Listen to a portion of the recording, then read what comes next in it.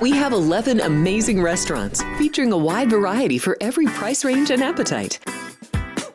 South Point's Garden Buffet has something for everyone at unbeatable prices. Or, if hunger strikes in the middle of the night, join us at Coronado Cafe. The American menu offers breakfast, lunch, or dinner 24 hours a day, plus a Chinese kitchen for authentic Chinese dishes from 11 a.m. to 11 p.m. From steak and eggs to wonton soup, it's fast and friendly service 24/7. When you need a quick pick-me-up, you can find it at our state-of-the-art Starbucks just inside the main South Point entrance. Order ahead with the Starbucks app for easy mobile order pickups. Or enjoy your favorites in the relaxing dining area anytime, day or night. If you love Mexican food, Baja Miguel's has all of your south-of-the-border favorites. There are dozens of classics to choose from, like fajitas, ceviche, chimichangas, tacos, and more. And for spirit lovers, Baja's colorful non-smoking tequila bar is right outside.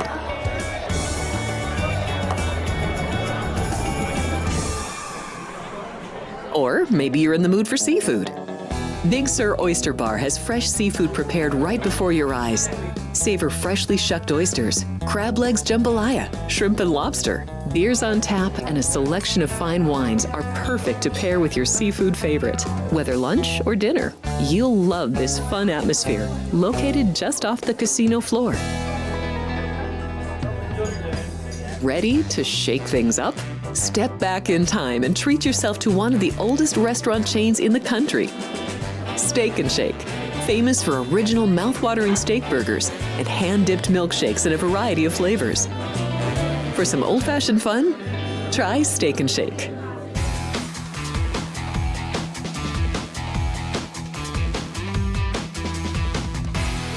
Good morning, welcome in. It is Sports by the Book here at the South Point studio. I'm Jeff Parles. Thrilled to be with you, as we always are, here at 10 a.m. sharp, Monday through Friday, right here at the new Look South Point studio. I'm Jeff Parles. Alongside me, Kenny White, joining me for the show today. Good morning, Hey, Kenny. Jeff. Good morning. My first day in the new studio. It's a good setup. I think it's a great setup. It looks very good. Sound is probably going to be a little different than what we had in the studio. But we're here, and that's all that's important right now. Hey, if we pick winners, it really doesn't matter what it looks like. So that's the only thing that matters. Pick winners. And also, too, for behind you, didn't even have to change it out. Still got the right white last name with the white jersey. By the way, Alex is out at the ballpark right now. Aviators playing a 11 a.m. first pitch here today. So after you're done, if you happen to be watching us in Summerlin, you go out to the ballpark and you can say hi to Alex. So beautiful weather, too. I think it's supposed to be 80 degrees and a very light wind, so it's going to be a gorgeous day at the ballpark. I mean, it's an under game, Kenny, up there? Or is there never such a thing as an under game? The number's right there. That's what I am betting. I am betting minor league baseball and college baseball, so that's taking up all my time right now. And, yeah, I looked that over. It's right on the number. It did open 13.5 and has been bet down to 13, so there has been some under money. There we go. Some early morning action if you're here in town, and you can just go watch it in person. You don't even have to flick on the TV for that. All right, let's get into today. We will start on the major league end of things in baseball. Don't worry, we have plenty of thoughts on the playing games coming tonight. The 7-8 matchups with the winners advancing to the NBA playoffs. The losers having to play later this week in order to advance to the NBA playoffs on Friday night. But we'll go in rotation number of orders. We always do. We begin in Miami tonight. The Miami Marlins will welcome the Arizona Diamondbacks. It's Connor Gillespie for the Fish and Merrill Kelly going for Arizona. Kenny, $1.55 right now on the D-backs. Plus 140 on the take back for Miami. Total's been bet up a half run from 8.5 to 9 on this one. Yeah, I'm a big Merrill Kelly fan. Think he's probably a top 50 big league pitcher. He's got really good stuff. Even at his age of 36, he's amazing that the never aging Merrill Kelly. So, however, off to a really rough start. First two games against the Cubs and the Yankees, he did seem to right the ship in the last outing against Baltimore. I was worried about the walk to strikeout ratio. 7 walks, 3 strikeouts in the first 2 games.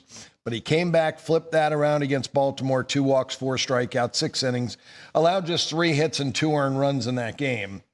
That's more the Merrill Kelly I expect. And if you can get the same Merrill Kelly again today, I like Arizona here, but I'm not going to lay it because it's still early in the season.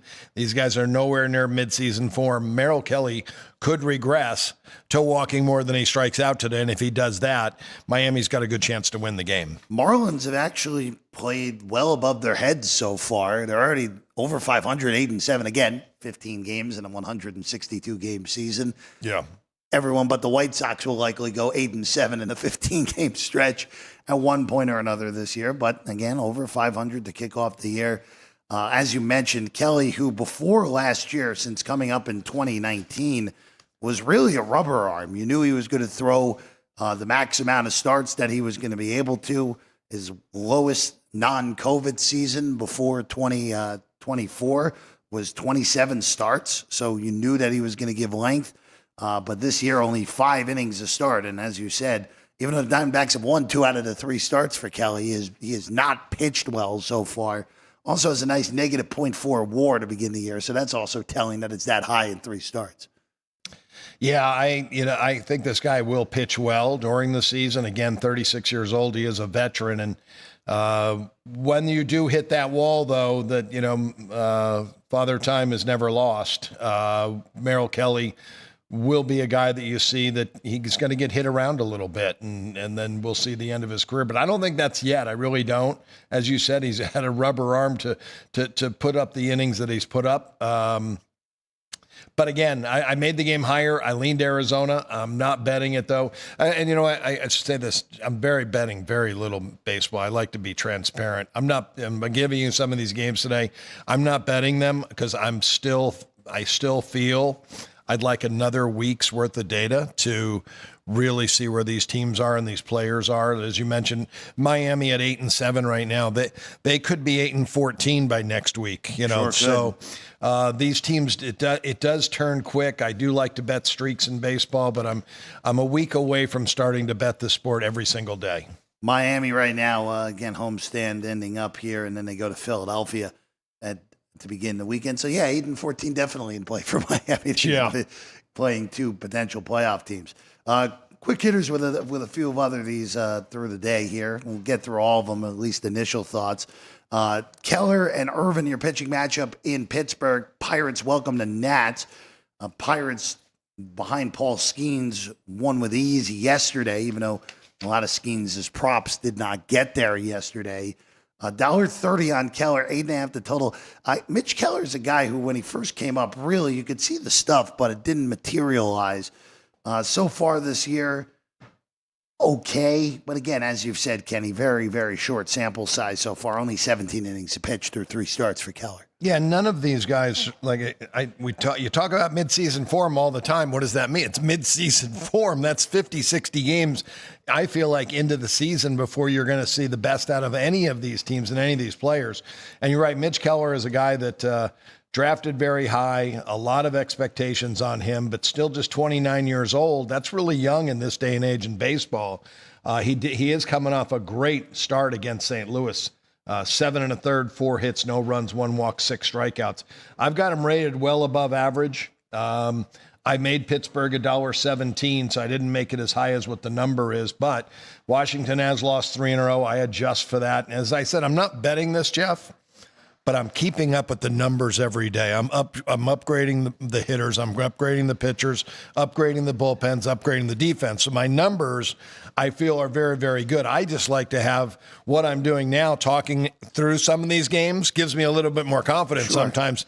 And that's what I need to do every day. I just haven't had the time to do it yet. And I want that as, again, I'd like another week of data to really feel like I have a much better rating on these teams. I don't know if you were in the show, the one day I talked about home field advantage in baseball. Now, baseball is the least amount of home edge of any sport there is. Soccer has the number one home edge. It's about 50 cents, which is amazing. We never thought it would be that high. Wow. But baseball's 10 cents. That's it. It's the lowest of any sport by far. But in the first month of the season, and you could go back 25 years, you will see that visitors win just as many games as home teams do in the first month of the season.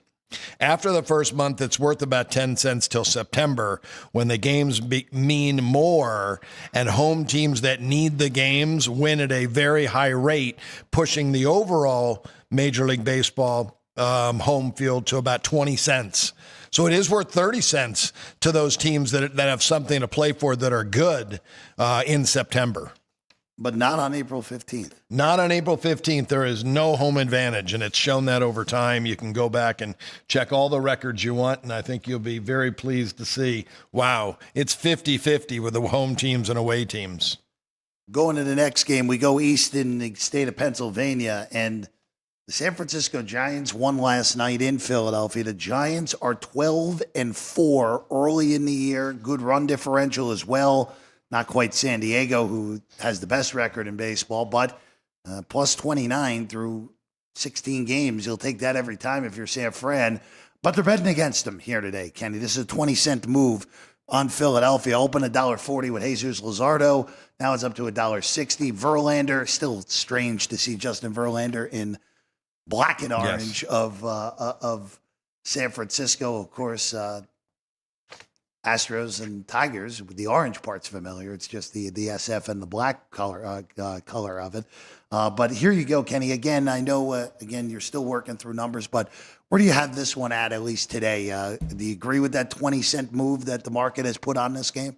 I do. I made the game $1.72. A lot of it has to do with the bullpen. Phillies bullpen is just far better, I think, than the Giants' pen. I've liked what I've seen out of Luzardo. I've always liked him when he was with Miami. Thought he was a great pickup for the Phillies, and he has not disappointed. He has been ready. 25 strikeouts to just 5 walks so far, Jeff, to start the season. He is in really good form. Justin Verlander, I hope he pulls it together. I believe he will. His last game was decent. 3 walks, 9 strikeouts, and the exit velocity just 83.7 miles an hour. So it shows there wasn't a lot of barreled up baseballs. There were 5 hits in the game. He did give up 6 runs, 5 earned. But I got to believe there were a couple of seeing eye ground balls, maybe a couple chinkers that fell in, a bloop and a blast maybe. He didn't give up a home run, but maybe he did give up a double or something after he gave up a couple of cheap hits. So I think you're going to see a better Verlander in a couple of starts. May not be right here, but I do agree with the move. I wouldn't lay more than $1.50 though on Philadelphia. That'd be the highest price I could lay. Verlander's been brutal to begin the year, and again, it's just 42 years old. It might, like you said, Father Time probably has won already with Verlander. But again, this NL West, as we've talked about going into the year, with the Dodgers having an insane win total of 104.5. The Padres, we weren't certain of. San Diego, who we'll get to in a second, has been tremendous through the first 17 games. And this Giant team, who I thought was going to be just this regular 500 San Francisco Giant team, has not looked that part. They've looked as good as anyone through the first 16 games. But again, a lot of ball to be played, not even 10% of the way through of this marathon. When you look at a Justin Verlander, it's amazing to think he pitched his first 12 years with the same team. I know. You know, and that's a career for most people. They're done at that. And now he goes to Houston for 5 years, and then now on to San Francisco. So he's definitely on the downward slide in his career. Last year, ERA over 5, xFIP around 5. So, you know, I don't think we're never going to see the old Justin Verlander again, but you might see a guy that can give some innings to the Giants. Again, first ballot into Cooperstown 5 years after he retires. We know that's no doubt for sure. All right, now we go to San Diego, and Kenny, this Padre team is off to an outrageously good start. They come from behind yesterday. They covered a run line. So Alex gave that on the show yesterday, run line and money line. Get there with ease, a 10-4 win for San Diego. The Padres are 11-0 at home. 11-0 to begin the year at Petco Park. Right now, today, This is a big pitching advantage for Chicago. That's why this number's like this. Imanaga against Vasquez. Shota is minus 155 in this one. This is a 30-cent move on the Cubs here at the South Point from minus 125 to the minus 155, Kenny. Total's gone up a half a run from 7.5 to 8 as well. I know you like betting streaks, but this is a whole collection against the streak here on the Cubs here today, up 30 cents from the opener yesterday evening. It's a team playing with a lot of confidence right now. The Padres are. And, Vasquez, he's been lucky. He hasn't been good. He's been bad, but he's been lucky so far. Has not given up runs. He's pitched well with runners on base. He's walked 12 batters, just 6 strikeouts, a horrendous walk-to-strikeout ratio. I don't know how he has an ERA of 1.72. Shota is the far better pitcher, and he's nowhere near midseason form. He's just really pitched well, and I think he's gutted it out. Not with his best stuff yet, and he's done a really nice job. This is a good pitcher's ballpark. The weather's still in the 60-degree range in this game. I made the Cubs a dime, but I do adjust a nickel for each win a team is on or a loss a team is anytime it hits 3. Well, this one's hit 5, so it's a 25-cent adjustment for me on the Padres. I make them $1.15. This is definitely a play that I would look at, taking the $1.25 with the Padres here in this game, just on principles and how well the Padres are playing. I know the streak's got to come to an end soon, and the home streak does, but I'm not going to jump in front of that bus. Getting $1.40 if you want it with San Diego. That is a really good up price. That high. Yeah, wow. Up to plus 40 now. Yeah, on San Diego. All right, we go north on the 5 this time to L.A. Dodgers and Rockies. Dodgers win 5-3, cover the run line yesterday. Even though I'll tell you, there was one book yesterday, Kenny, that after Mookie Betts hit a 2-run homer to put the Dodgers up 2-0, 2 batters in, saw a 5.5 spike on the run line. Dodgers didn't even score 6, so that was never coverable. But here you go. Minus 320 on L.A. here at home with Logan Knack. And now we're not talking Glasnow. We're not talking Snell. We're not talking any of their high-end guys. We're talking Logan Knack as your starter here, Kenny. And you're laying over $3, and that's just a testament. Yeah, we know the Dodgers are good. This is a testament to what Colorado is not, and they are not a good baseball team, to put it politely. A nice 3-13 start for a team that's going to be in the cellar all year long in the National League West. Over all the years in every sport, I have problems making teams extremely high favorites, especially money line sports. That being said, I made the Dodgers 344. Oh, there we go. So that shows you how bad the Rockies are. You got the best offense in baseball against one of the bottom 5 offenses. And I even rated Feltner better than Knack in this game. I think he's a little better pitcher, and he's been off to a nice start. He's pitched very well. Knack, I think, is going to be a good pitcher for the Dodgers throughout the year because of the team he's on. Landon Knack may not be a major league pitcher if he was in the White Sox organization or the Marlins organization, but being in the Dodgers organization, it helps going to the ballpark every day that you're a winner, and you know you have to perform at the highest level because everybody else on your team is. So he'll be just fine. I think he's got good stuff. He was a second-round draft pick, and he's he's got a lot of money in front of him to make. So he's pretty focused, I'm sure. Yeah, nothing here again. Nothing on these NL games. The only thing on my end that would be intriguing, if you want to take a price on the Padres in the previous game, you can go ahead. But again, that is a vast pitching mismatch in that one. And again, for the Dodgers, so 320. I haven't asked you. Are you're betting baseball? Very. Again, so you're the same. I'm stingy early in the year. Sometimes, it's interesting. We haven't really talked about the yes/no in the first inning at all. Okay, but there's always just the way that market has been bet now and the way it's priced, because bookmakers have adjusted to really just the popular nature of people loving to bet the no for whatever reason. Right. Because of that, there's inherently value on yes in a lot of these games, because let's be real with ourselves here. The only inning where we're guaranteed to have good hitters up for both teams is the first inning. So, and if you're going to get to good pitchers, it's usually in the first inning. Right. So there has been some yes run in the first inning, but very, very sporadic, at least early in the year. And again, probably we'll end up with 1, maybe 2 here today But again, baseball's hard. Yeah. Baseball's really hard. It's a grind. It's such a grind. It's such a long season. And, again, I threw that out there about no home field in the first month. And I throw that out there because if you're trying to look for an angle, look for road teams in the first month of the season, because you're getting that home field's built in and you're getting an extra 10 cents with the away team if you got a really good away teams. Well, this might be a reasonable road one here.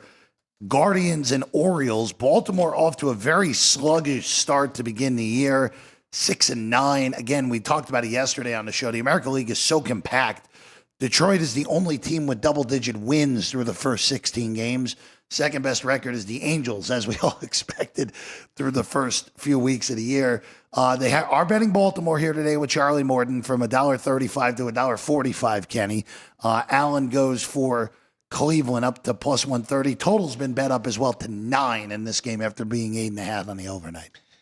Kind of agree with that move on the total with the way both of these guys have pitched so far. Charlie Morton, again, 41 years old. You don't know what you're going to get from him day in and day out. In his first 3 starts have all been well below average starts, horrendous starts. His 3 starts are all about 70 cents worse than the average big league pitcher. So three starts in a row.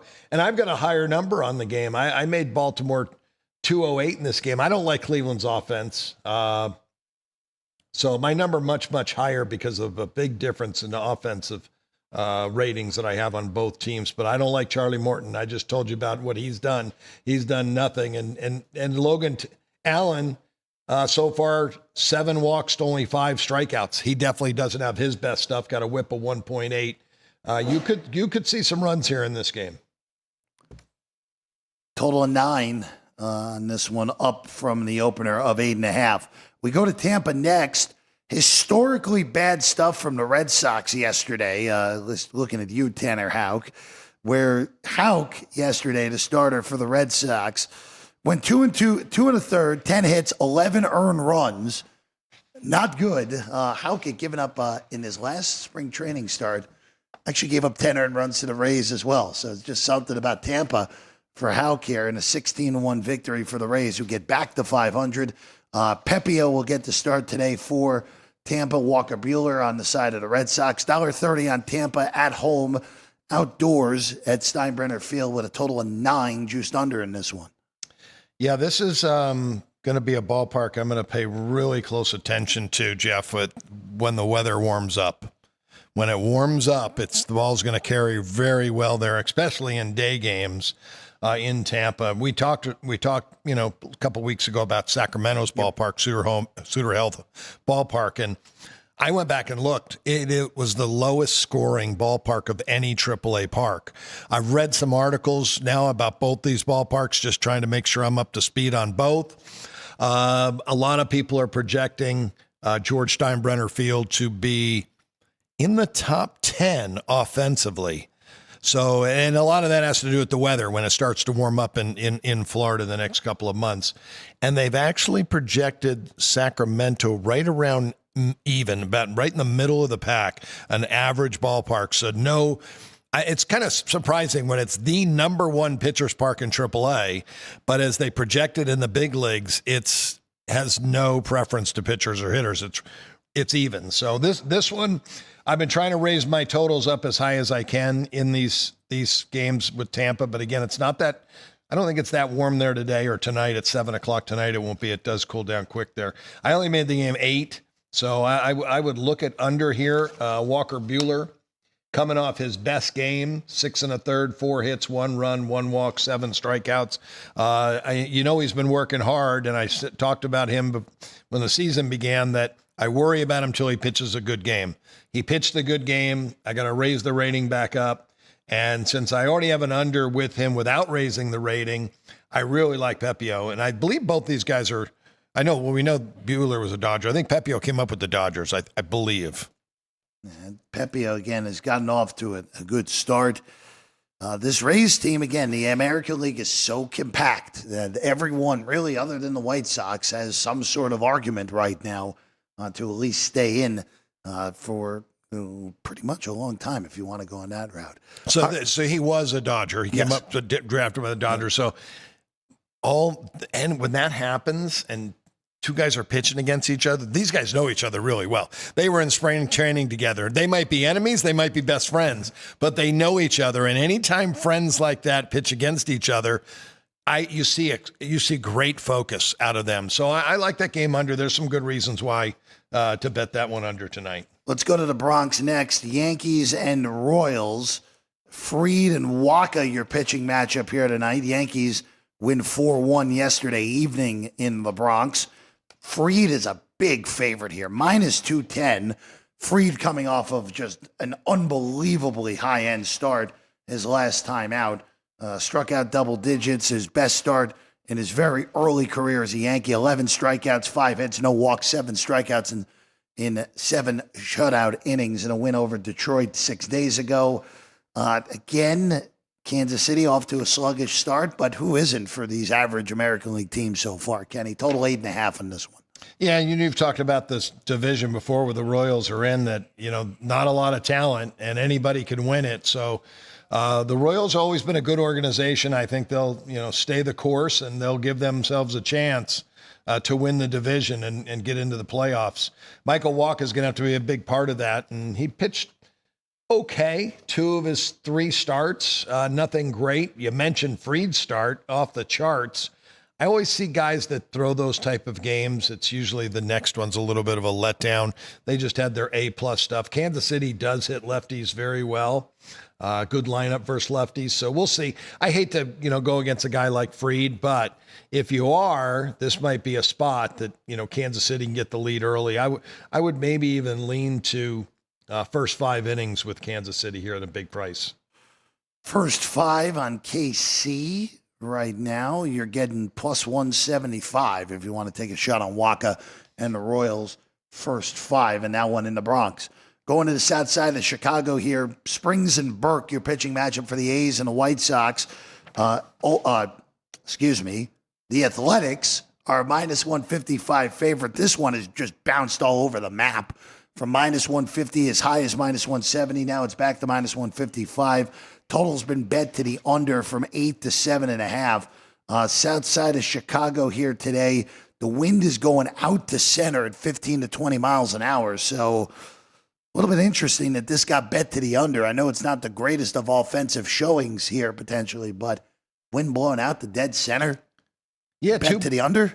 2 below average offenses, Jeff, but you don't have great pitching and you've got 2 weak bullpens. Yeah. I mean, this is a game you might even maybe Springs and Burke, 1-0 after 3, and it's a good time to jump in at that point and in game and get even a better number. I'm going to remember that one because that wind does affect play in Guarantee Park. So I'll check that. I want to make sure. And it's almost 7:00 at night start time there. So the winds do die down in Chicago, but I know there is a lot of wind in the Midwest. There's going to be a lot of wind in the Northeast. And in the Northeast tonight, it's going to be blowing till late at night. So it could still be pretty strong at 7:00. I do like Jeffrey Springs, even though he's getting up there in age a little bit now. 32 years old. I thought he did a really good job with Tampa. Got to go way back, though, 2022. So he's had some injury problems, hasn't been right, and we'll see if he can get right here with the A's. 7 walks, 16 strikeouts so far. So he's got stuff to strike guys out, just doesn't look like he has the great command yet. Burke, I think, has been a little bit unlucky so far. Pitching for the White Sox, I guess you're unlucky just to start with. White Sox did win a series over the weekend. They took 2 out of 3 from the Red Sox. Just not what you're looking for if you're Boston, for sure. Going to Texas next. Angels, first place Angels, as we all expected early in the season. They'll throw Yusei Kikuchi tonight against Tyler Mahle and the Texas Rangers. Rangers favored here, $1.20 here at the South Point, plus 105 on a take-back for the Angels. Small move, only 5 cents. Total juices moved a little bit. Now juice to the over at 8.5, Kenny. I made the game Rangers $1.55 and 9.5. Kikuchi, as I mentioned before, I like him better at home And early in his career, the numbers were ridiculous. What the difference in the dichotomy of home and away. Not quite as much now. He's been in the big leagues. He's been around and may even speak pretty good English, maybe better than I do right now, 33 years old. I think he could be, though, hitting the wrong side of his career. He did throw a lot of pitches. I believe he was from Japan, and I know he threw a lot of pitches early in his career in the Japanese league. So I thought it was a decent pickup. I love left-handed pitchers, but Texas hits them well. And I like Tyler Mahle. He's been great out of the gate. Maybe a little lucky, but I thought he's always had good stuff. So I do like the Rangers. I'll bet against those first-place Angels. I don't think they'll be first place much longer. I still like Texas in that division. I liked them before the year. Nothing that's happened early in the season. Again, winner tonight in this game will be in first place by themselves in the early goings in the American League West. All right, the interleague ball. Mariners going to Cincinnati. Good pitching matchup. Luis Castillo makes his return to Great American Ballpark here in this one. He'll take on Nick Lodolo. God, this is a really good pitching matchup. Mariners minus 110, minus 105 on a takeback on Cincinnati. Total is 8.5. Now, again, this is a great hitter's ballpark with the wind blowing out to left field tonight, Kenny. So that's the only reason this total is as high as it is and could very easily touch 9 with it already being 8.5 minus 120 on the juice on that one. You know, I bet a lot of games over, Jeff, that didn't go over because you still got to hit the baseball. That's true. And nobody hit it. And again, with these two guys pitching, you got Castillo going home to Cincinnati. He's going to be fired up to pitch tonight. And Lodolo, as you mentioned, wow, he's got great big league stuff. This guy's an outstanding pitcher. So I only have it 8. If it hits 9, I will jump in and I will bet this one under 8.5. There's no 9s as of yet. Again, you might get a 9 before this game. You're talking about Seattle's offense, too. That's the other thing. It's not been good. And the Reds' offense, I don't think, has been good either. No, it's been a struggle for Cincinnati so far. They're 500, but offensively speaking, they struggle. It's just been that their front-end starters, and most importantly for the Reds, it looks like Hunter Green is taking that step forward. So I don't like the bullpens. Yeah, Reds so bullpen's I been guess bad. first 5. I guess first 5. So I'm probably gonna be able to find a 4.5 for sure. If I can find a 5, I may jump in at 5. Yeah, I would be floored if you get a 5 based off what the market looks like. You got flat 4.5 everywhere. Okay, but still probably pretty good. Well, maybe I get 4.5 plus money, but that's definitely, I need to write that down. I am going to bet that today in the Reds first half under 4.5. Let's go to Toronto next. Another good pitching matchup. Schwellenbach and Gausman. Gausman facing his former team. Schwellenbach pitched well last week before the rains came against the Phillies. Minus 110 on Atlanta, 7.5 your total here for this one, Kenny. Yeah, it is a great pitching matchup. Spencer Schwellenbach has been amazing. They thought this guy was, highly sought after, but not a first round guy. And I don't know if they knew what they were going to get. The year that he had last year was truly amazing. And now this year, hitters are hitting 149 against him. XFIP 242, which shows he is, he hasn't been lucky. He's just been good. 3 walks, 19 strikeouts, ERA 0.45. Obviously, kind of a due factor sets in a little bit, due to have a bad outing. And I think Gausman could be the same way. And I love Kevin Gausman. I predicted a couple of years ago after watching him pitch a couple games that said Kevin Gausman will win a Cy Young. He's got that kind of stuff. Didn't do it. I don't think he's been even close, but he has had some very, very good years. He is getting up there in age now. 103 wins, 103 losses. He's pitched for bad teams his entire career. The best one I think he pitched for was San Francisco, and he went 14-6, pitching for the Giants in 2021. Still got good stuff, just not great stuff. He started out the season well. I would beware, though, again, I think both guys are due for a bad outing. I did make Toronto $1.40 in this game, total of 7. So I lean to the Blue Jays, and I do lean to the under, but I'm not betting it, just the fact that I think both guys could, they're both due for a bad outing. Schwellenbach's not going to end the season with a 0.45 ERA, but it only takes one bad game to raise that ERA up. Schwellenbach's stuff is awesome, and he's got a huge variety as Yeah. well. Makes him a very difficult face, to say the very least. All right, we go to Minneapolis. Twins have looked awful to begin the year. Every which way, they're inconsistent with their pitching, inconsistent with their lineup. Yesterday, the Mets beat them. Juan Soto homered in that game for New York. To push the Mets to an 11-5 start, it doesn't even feel like the Mets are playing particularly great. And you look up, and they're 6 games over 500 in the early going with a 5-1 win yesterday. It's McGill. It's Ober tonight. Mets are a road favorite here, $1.15, even on the Twins takeback, total 8. Really not much movement at all in this game, Kenny. The only thing I got to tell you with the wind is blowing out to right field at a consistent 10 miles an hour tonight at Target Field. And it does affect play there. It does affect play more when it's blowing out to left field because there's an opening in right field and it's kind of a tunnel out to left field. So I'm not sure how it works blowing out to right. There are more home runs hitting that ballpark, far more to left field than right field. My numbers, early season numbers, you mentioned the Twins haven't started well and the Mets 11-6. Off to a great start, but my numbers tell me that the Twins are a really strong play here in this game. Now, I wish this would be mid-season because I could really rely on that. I bet Ober in the first game, and I did bet the game that day, and I bet him, and he got knocked out in the third inning. And I don't think I've made a bet since. I think that's my last major league bet. But he pitched much better against Houston his next time out, and he was the guy I thought you would get against Kansas City in his last outing, 6 innings, 5 hits, 1 run, 1 walk, 4 strikeouts. So I think he's the better pitcher. I think Minnesota's offensive weapons are just as good. Bullpen-wise, I think the Twins actually have an edge here. So I may jump back in and try to get that over money I lost my last bet I made. So I know I got one bet today, Cincinnati under, but the Twins, the difference I have, it's almost like I can't pass that up. Got to trust my numbers. Twins, again, small dog in this one against the Mets. Going to Milwaukee next. Brewers got scoobbled yesterday. Nothing wrong with that. Flaherty and Priester, your pitching matchup at AmFam. Detroit, -115 favorites. Even on the take back on Milwaukee. Total 7.5 in this one, juiced over.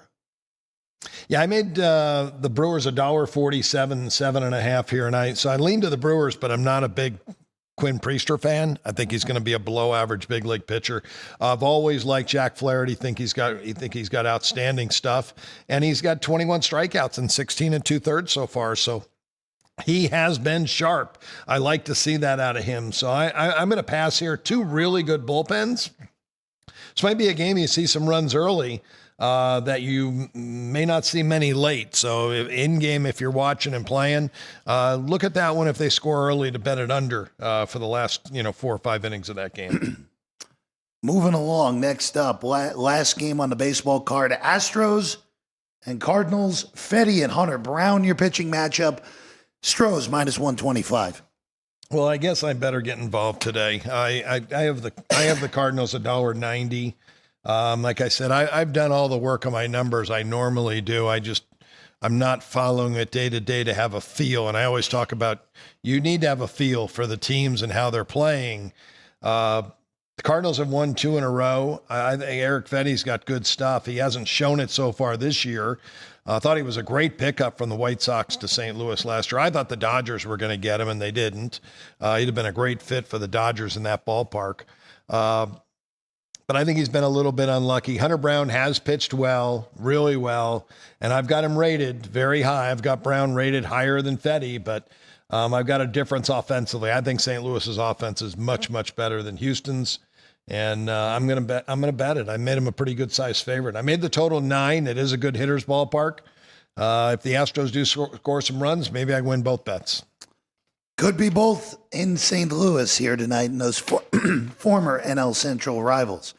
All right, let's take a quick break and we get back. By the way, before we take the break, shout out to the chat, Dean, thanking Alex for the 2 winners yesterday, Cardinals and the Padres. Both got home for Alex yesterday. All right, we go to the NBA and the NHL when we get back. Sports by the Book here at the South Point. South Point offers all the types of entertainment you'd expect at a first-class Las Vegas resort. Did you know our 400-seat showroom is one of Las Vegas's top destinations for live entertainment? Enjoy live performances by classic Vegas entertainers, bands, and today's hottest comedians, plus a rock and dance floor. You can also enjoy live entertainment at the Grand View Lounge, where you'll feel all the vibes of old Las Vegas. Enjoy the music, and if you love to laugh, don't miss The Dirty at 12:30, our very own free comedy show. Every Friday night at 12:30 a.m. in the Grand View Lounge. The Dirty is 100% free, so arrive early. Go to southpointcasino.com or call the box office at 77136 for today's performances at the showroom and the Grand View Lounge. When you're ready for your favorite cocktail, stop in and unwind at one of our 7 specialty lounges. There's a bar around every corner, because you're in Vegas, baby. South Point Casino has plenty of attractions for the whole family. Catch a movie. Our 16-screen movie theater includes 2 XD Extreme screens for the ultimate in viewing, sound, and luxury. After the show, treat the family to a variety of treats at our old-fashioned ice cream parlor, Kate's Corner. We scoop up a variety of creamy concoctions, including smoothies, hand-dipped cones, milkshakes, malts, sodas, and sundaes. At Kate's, there's something for everyone. And if you've still got time to spare, our bowling center might be right up your alley. Voted Best of Las Vegas, it's a great place for friends and family fun. 64 lanes, a pro shop, snack bar, and arcade. And while the kids are bowling, you can play slots and sip on a drink in the Alley Cat Lounge while overlooking the lanes. For our more serious and professional bowlers, the South Point is also home to a separate tournament bowling plaza.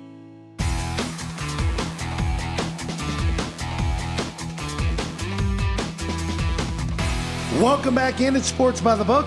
Jeff Parles, Kenny White alongside. Happy to be with you as always. Shout out to the crew, Drew Dog, Sean, Ann, Jerry, Vince here today. Ryan's up at the ballpark with Alex, so they're just about underway up at Las Vegas ballpark here with that morning game.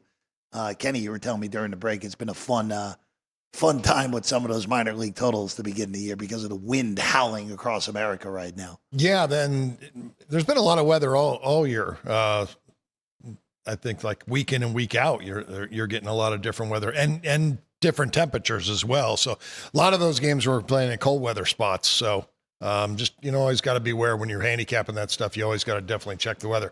I'm going to change the subject on you, and I just saw the bowling. Yes, please. I love to bowl. I haven't been. It's been a while. So you bowl? Not well, but if you want to do a South Point studio, South Point studio outing at the bowling alley, yes. I'm all in. Maybe we invite some of the people who watch the show over to say hello, and we'll make some lines on the bowling. I'm not a great bowler, so I'm not going to go out there and throw a 200. I'll roll a 120. And you have to correct me if I'm wrong on this. Have you told me in the past that you were a good bowler? No, okay. All right. You know what? So good thing, because Drew was watching and he was like, wait a minute. So, I didn't know this. The only reason I said that is in the past, because Ann and I were with Veasan in the previous iteration of the studio upstairs. Someone on that crew said they were really good at bowling. So I don't remember who it was. So shout out to whoever that happened to be that day. So might have been Brian Ortega. That might have been the name. All right. NBA play-in tournament begins here tonight. So the winners of these games tonight, Kenny, will go on to be the 7 seeds in their respective conferences. We'll start in the East. The winner of this game will get Boston, which good luck. And boy, they might not be able to make that price high enough on the Celtics in round 1, regardless of who wins tonight. The Orlando Magic have a chance to make dubious NBA history if they lose 2 straight games, Kenny. If they lose this game and the next game tonight, and then if they lost to the winner of the Bulls-Heat game on Friday, they would be the first division champion to ever miss the playoffs in the NBA. Because of the way the format is now, they would be the first one to ever do that. So 5.5 here tonight with Orlando, 219 the total. This is a gigantic contrast to styles. Atlanta, obviously, no defense, ridiculously fast pace. Orlando, good defense, limited offense this year because of all the injuries they've had across the board. and the fact that they like to play slow to begin with. So this is a monster contrast to styles. The market is not really knowing what to do with this total. From the opener 218 down to 216.5, now up to the peak now at 219. The side has been a toggler between 5 and 5.5. The Magic laying it right now against Atlanta. Such a big game. I like to bet big games under. And you mentioned all the facts about the way both of these teams play. And I always feel like the team who plays at a little slower pace and plays defense will control that. And I think it's going to be the Magic. The only negative is without Suggs at point guard. He's one of the best defensive point guards in the game. That really hurts. The rest of the point guards that the Magic are going to roll out here, most likely Anthony gets the most minutes. They don't play that type of defense that Suggs plays. But the rest of the Magic players do, and that's why they are so good defensively. So I think it's going to be a closer game than the line indicates. I made it 3, my total 211. So definitely going to bet this one under. Again, though, I haven't been betting NBA, haven't even been really following it. The last week, I've been putting my numbers back together, putting all the player ratings together and making sure I've got the right starting lineups. And I feel like I've got a good set of ratings for each team, and I feel very comfortable about my numbers. I think 3 is a good number. If you can find 5.5, I think the Hawks are worth a play because Suggs' value to that team is just so much. And he's been out for a while, but they're just not the same type of team. So I think the Hawks can battle them here. Again, it's been the Orlando for throughout the year, whether it's been without Wagner for a while, without Banchero earlier in the year, it's just been really just an injury-riddled season for the Magic, who, of course, last year took Cleveland to 7 games in round 1. Thought this could be another step forward. It has not been because of just injuries throughout the year, not being able to have consistency through that lineup. I will tell you, if Paulo Banchero makes another step next year up, which he has improved every year, and he's only 22, if he makes the step that Wagner's made, and that's Franz, not Moritz, and Moritz has done really good as well. He's a really good player. The Orlando Magic, with Banchero, Wagner, and Suggs, and a couple of other players that they've got there, I just don't think they have the big center. This is going to be a dangerous team next year because now they've got some experience, and they're still going to be young. Banchero will be 23, Wagner will be 24. Suggs is right in that range, but those players are so talented.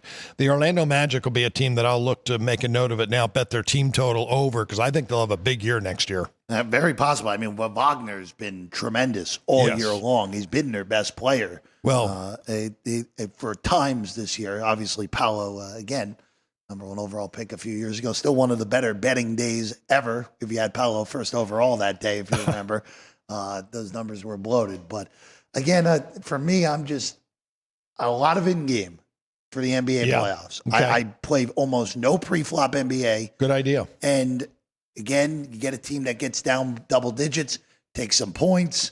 Now, the interesting thing, this is a little, these games tonight are a little bit different because if you're either of these teams, and let's say this is like an 18-point game midway through the third quarter, all right, we have to flip around and play on Friday. If we lose, is the effort fully there? Now it's a humongous game, but we'll see how it plays out. I'm going to be looking to play this game in-game. Also, too, if we get some scoring flurries early and we get into the mid-220s, high 220s, then I'd look to play it under as well. That is a really good point with the team trailing late third quarter, what you get out of them in the fourth, because they know they got to come back and play again. If the margin's big enough. But in the NBA, I don't know if there is a big enough margin at this point. But you hit it on the head, though. Basketball is a game of runs, and it happens in every single game. One team makes a run, the coach calls timeout. The other team makes a run to get back in it, and it happens game in and game out every night in basketball. So you're right. These are good situations because I think this is a tight game, and maybe Orlando goes up 8-2 or 10-2, and all of a sudden you can grab +8 or something or 7. Somebody makes a ridiculous jump in their in-game number, and you can get the Hawks to make that run to get back in the game. The Hawks got some firepower too, and you got Trae Young. You're going to be in the game now. Capella, their center's out, but he's not worth anything anymore to the betting line. They've got a couple of big guys that they're able to fill in just nicely. So the Hawks really at full strength, but they're still below average basketball team. Going to the other game here tonight, it's the Memphis Grizzlies and the Golden State Warriors. Golden State, since trading for Jimmy Butler, is 23-8. Now, the big issue with that is 3 of those 8 came at the absolute worst time when they were trying to get out of this play-in scenario. Instead, they're in this game. They're a 7-point favorite tonight, total 227.5. If the Warriors win tonight, Golden State is going to be pushing probably a minus 270 favorite potentially against Houston in round 1. Obviously, seeding doesn't matter that much. NBA home court in the playoffs matters a little bit, but not as much as you think. But for Golden State here tonight, it's just a matter of, I would love to see a scenario in game, Kenny, where I would just get Golden State like you're laying 2.5, somewhere in that pocket, and lay that instead of just laying the big 7, where, again, you could get a lot of fouls late. You could get a lot of fouls late potentially, even though, again, this is not a win-or-go-home scenario. It is a lose and make it a lot more difficult to get to the postseason scenario more than anything. Yeah, and it's just such a big game. Now, I may be on the other end of this because I do like Memphis's roster. I love Golden State's team, always a big Curry fan, and I think they they've really put a really good, solid nucleus on the court now. And you got a Jimmy Butler and Green, and I would look to bet the Warriors under. Their pace has been below average. Their defense has been above average, but they can still score. But now they're against a team who loves to run and can score. And I like this team's makeup, Memphis. So I'm going to look to maybe the Warriors get out early, and maybe I can grab 10 or 10 and double digits in the game with Memphis. I'm going to look to go the other way. It means we both can win our bets. Sure, we could. Depends on who, because we both could end up at one point in that situation to make a bet. Because again, it's a game of runs. It's more than possible that again, these in-game numbers could be super, super wide in these NBA playoff games, as anyone knows who just followed the regular season. Again, you could get some big bloated prices, big runs, change things on a dime. Kenny, before we go to hockey, tomorrow you'll be here. Alex will be back. We'll go through the 2, 9, 10 games. Losers are done tomorrow. Do we need to bet those totals now? Do we need to bet them under right now? 218.5, 219 on the Bulls and the Heat out there right now, and then 215.5 on the Sacramento Dallas game. Both of these totals have already been bet under from the openers. Wow. Yeah, you missed a lot of value. I just made these numbers last night and sent them out to my clients. And when I sent them out, Miami, the total was 224.5. I made it 212.5. So I pulled those numbers last night. I'm shocked that they're that low now. So there was a lot of money last night and this morning. Same thing with the other game. It was 223 I saw in Sacramento, and I made it 215.5. So right in line with it now. Yeah, pretty much right in line with it now.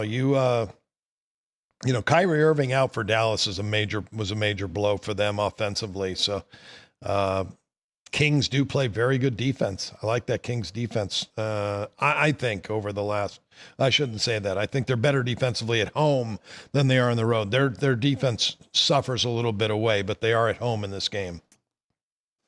Let's go to hockey. Let's go to hockey here, Kenny. Let's start, and this is more of a betting question for you, more so than who do you like in this game.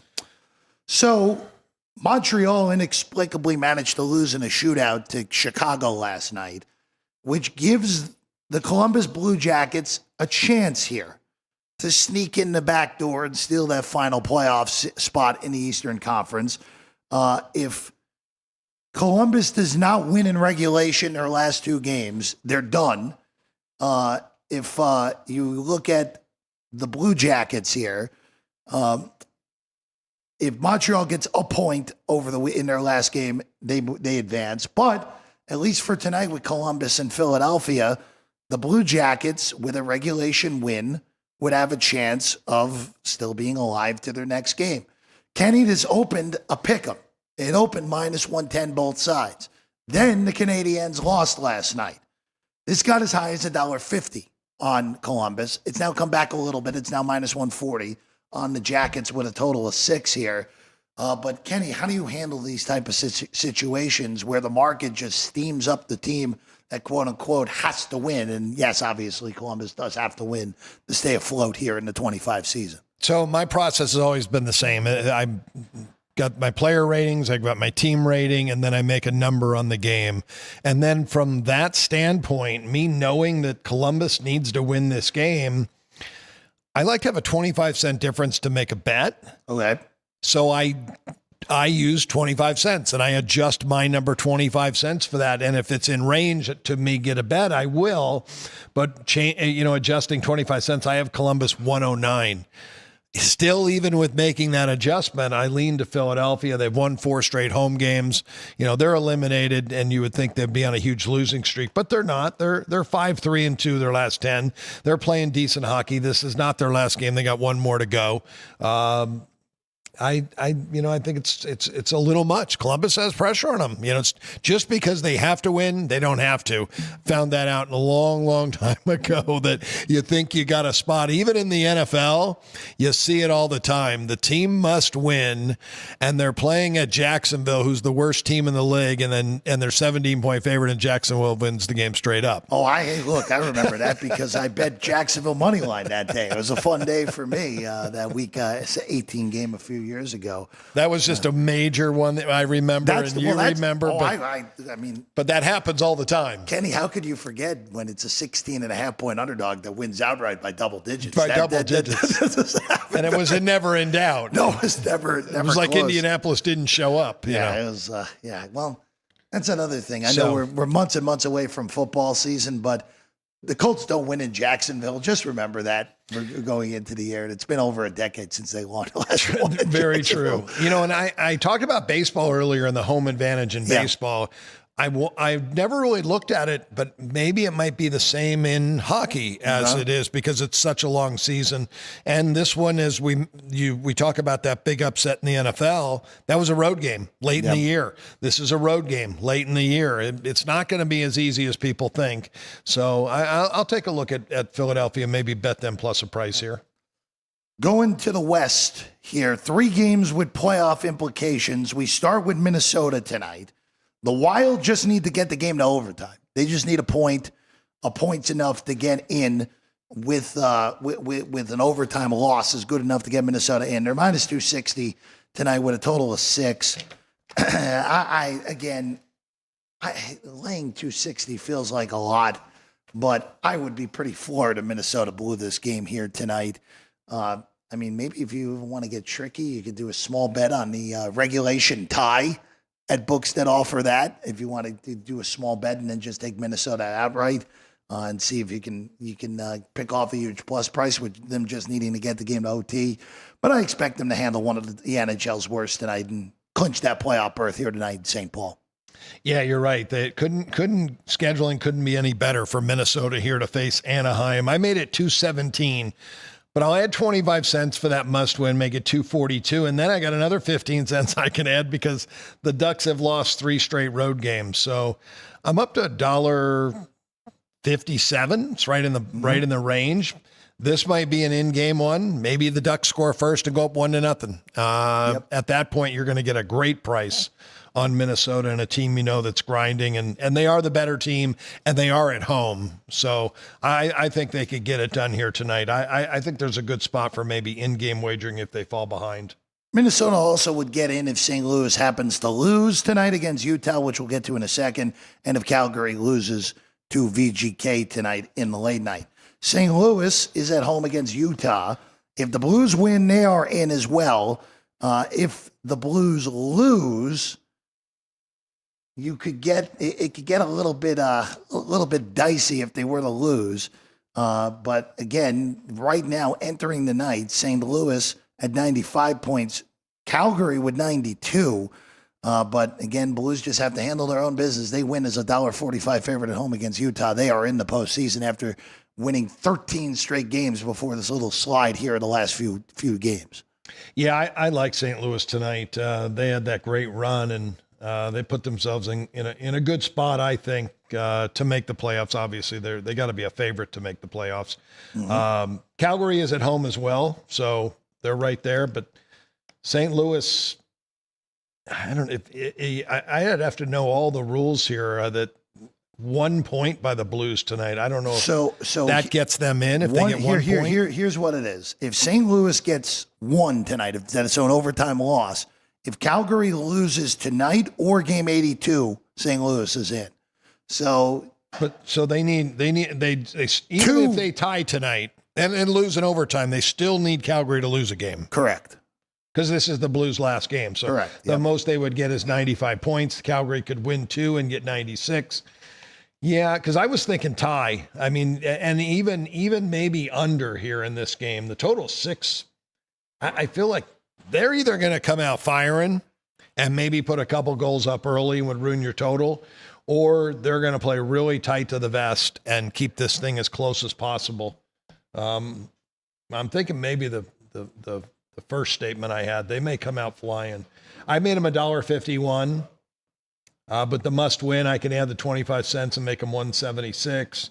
They do have 11-game home winning streak going. They still won 11 straight at the barn. So I may bet St. Louis tonight here in this game. Utah hasn't given up though, Jeff. They've had a good year. They and they're 6-2-2 their last 10. Yeah, they have played well. They've won 3 straight road games. So yeah, just a little too late on their push. If they were going to sneak in the back door and make the postseason in their first year as the Utah Hockey Club. All right, Jim asked about this one earlier in the show. Vegas, Calgary, Knights technically need to win to wrap up everything with the Pacific. Excuse me, my mistake. Yeah, they clinched. They're clinched. Excuse me. Their last game they clinched was their 4th division title in the short career they've had. I misspoke. That's I apologize there. The Knights are not playing for anything tonight. The Flames, though, as we mentioned, if they win 2, coupled with 0 or 1 points from St. Louis or 0 points from Minnesota, Calgary can still sneak in the back door here. Flames are a plus 105 dog at home in this one. Their last game, by the way, is at L.A., which L.A. will have nothing to play for. They're locked into the 2 seed. They're playing Edmonton regardless. So, Kenny, do you take a short price here on the Flames? You can do as well as plus 115 in the market here on this one. You know, you asked me what I would do on that one game before in a must-win situation. Even if I use 25 cents and I use that, I still make the game $1.30 for the Vegas Golden Knights. However, this is a huge letdown by the Golden Knights in this game. After clinching the division, nothing to play for. They're 3-0 against Calgary. They've outscored them 11-2 in the 3 games. Calgary has been sitting at home. I don't know how many starters will rest tonight for VGK. I got to believe there's quite a few stars will sit out this game tonight.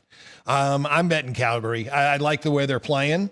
They won they won 3 of their last 4, all solid defensive games. They're playing really good defense, looking at the numbers in the games they played. They give up 1 goal, 2 in regulation, 2, 3 in regulation, 2. This defense is playing well. I think that's a really good play tonight for Calgary, just because VJK doesn't. They're going to mail it in. They don't need the game. All right. Let's take a quick break. When we get back, we'll get the whiteboard set up. We'll also give you the answer to the trivia question that has been going across the bottom line throughout the show. When we get back, short break. See you in a moment. Sports by the Book here at the South Point Studio. We have 11 amazing restaurants featuring a wide variety for every price range and appetite. South Point's Garden Buffet has something for everyone at unbeatable prices. Or, if hunger strikes in the middle of the night, join us at Coronado Cafe. The American menu offers breakfast, lunch, or dinner 24 hours a day, plus a Chinese kitchen for authentic Chinese dishes from 11 a.m. to 11 p.m. From steak and eggs to wonton soup, it's fast and friendly service 24/7.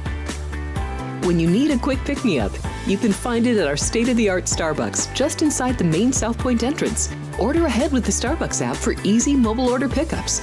Or enjoy your favorites in the relaxing dining area anytime, day or night.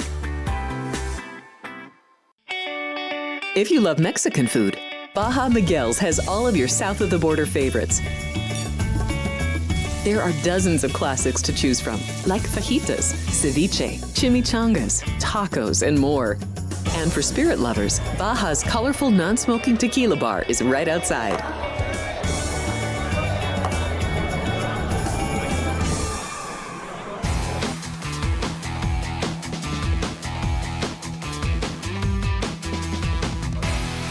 Welcome back in. It's Sports by the Book here at the South Point Studio. Jeff Parles, Kenny White. And Kenny has everything up on the whiteboard. Will be your dog here. You'll be able to play the intro for the whiteboard right now if you want to go ahead and do it.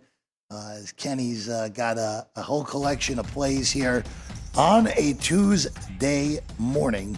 By the way, the answer to the trivia question is Kenny waits, and you might be able to get this. I would imagine you'll get this one here, Kenny. Which UCLA athlete became the first athlete to letter in 4 sports? Oh, boy.